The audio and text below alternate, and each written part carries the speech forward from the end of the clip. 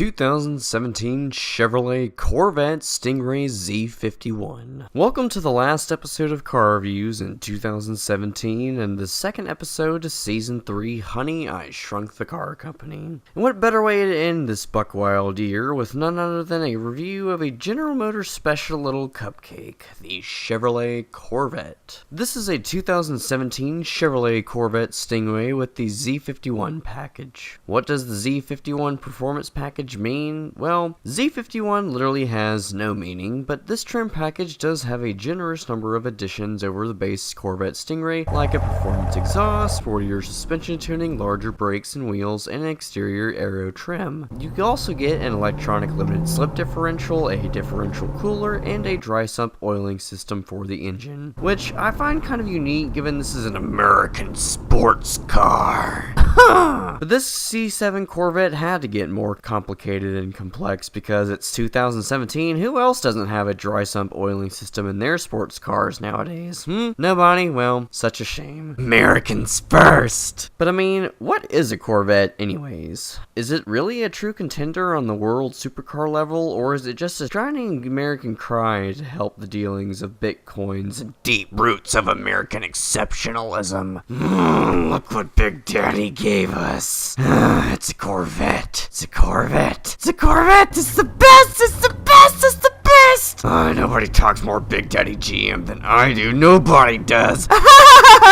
This 2017 Chevy Corvette Z51 has a 6.2-liter LT1 V8, which makes around 460 horsepower and 465 foot-pounds of torque, which sends this Stingray from 0 to 60 miles per hour in approximately 3.8 seconds. Or the amount of time it takes to break the speed limit in the same amount of time it takes to even sit inside this car. I mean, do you really need 460 horsepower? Well, no. But, if you want to be a little more cuckoo, you can buy the Z06 Corvette, which makes a whopping 650 double. 650 horse, 650 torque. But this car isn't that, so let's move on. 2017 Chevrolet Corvette Stingray Z51. This is a sign of the times, where wild thoughts of passion fruit, Drew Barrymore, Chanel, and Bodak Yellow get bad and bougie with the unforgettable Gucci Gang and Havana on the XO Tour Life. Look what you made me do, Malibu. I'm the one green light of humble DNA with a body like a back road and love galore because I live on the gorgeous castle on the hill, and as I despacito and take the mask off into the shape of you and slide these slow hands into something just like this, I call 1-800-273-8255 and say sorry not sorry, no one knows me like the piano t-shirt rock star does. Those Mihinti boys love this Magnolia Thunder Skywalker, but they're young, dumb, and broke and praying to LMK to stay and feel it steal with their loyalty issues as I slip away into the weekend from my bank account of a new rules bounce back believer and stay a perfect bad liar because you want you back, right? Are you ready for it? 2017 Chevrolet Corvette Stingray blah blah blah. Let's talk about the interior, but first, a lesson on how to get into the C7 Corvette for those who have never been inside one. So you look for a door handle and oh no, there isn't one, but reach inside this glory hole, find the clit, and press a button, yes, a button, and boom, the door opens. Same shit getting out, no door handle here, just another button. Oh, so fancy. Now once you're inside and touched all of the soft touch materials, you take a moment to appreciate the thoughtfulness that went into the interior of this car. Now yeah, it's not a Ferrari or Lamborghini levels of quality, but this thing does all the same shit that supercars do, and it does it cheaper. I mean, it's got all the same high-tech feature shit like an LCD screen, where I can hide all my drugs.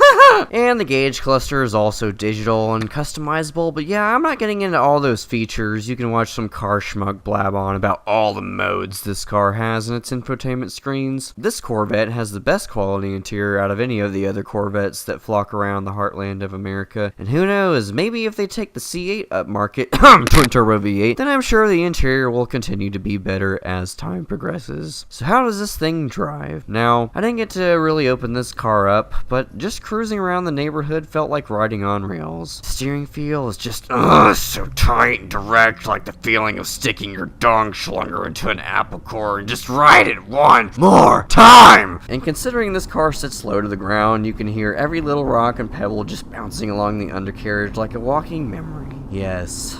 a walking memory. Just like that one scene I did with some exotic dancer on a movie about acapella in the modern era. Well, we could have been so much more, dear, but oh well. 2017 Corvette C7. If this is a poor man's Ferrari, then the Z51 Stingray would be like a GT trim package, just not ridiculously expensive like Italian trim packages are. I mean, $10,000 just to have it painted in red, pass. But why do people call the Corvette a poor man's Ferrari? I mean, that statement holds a lot of truth with the C7, but why do we say this is a poor man's Ferrari? I mean, yeah, it kind of looks like one aesthetically, but Italians are known for very polarizing styling, whereas Corvettes have had this conservative-ish angular styling since the 1980s Corvette. Sure, there's some curves in there somewhere in that low-slung body, but I mean, this is no Miss Piggy-ass curves going on and up in here. Speaking of rear ends, the C7's rear end is the automotive equivalent to a fucking bar now. You're on your own for that one, kids. The quad exhaust tips in the center, yes, it's so proper and American. Oh, all these vents back here are functional in some way, performance-wise or aesthetically. I mean, all new cars have these rear vents that do something. I mean, why else would they put them there?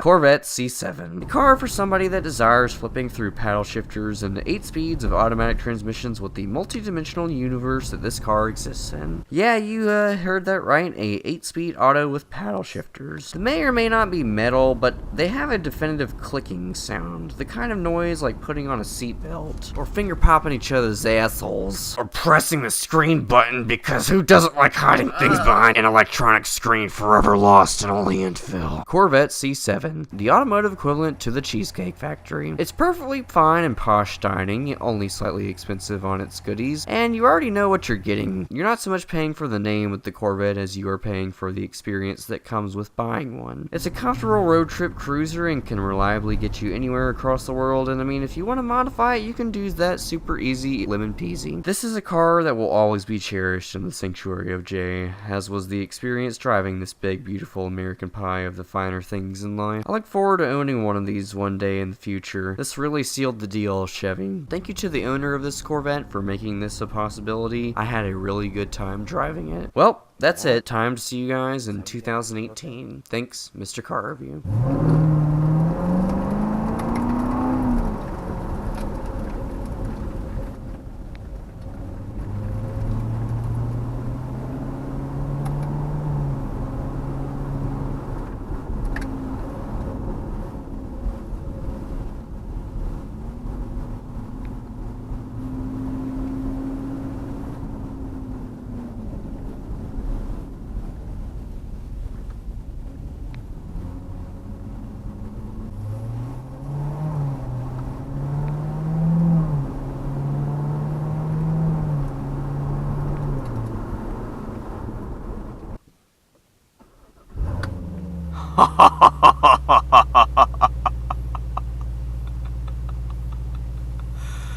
Oh my god, this is insane.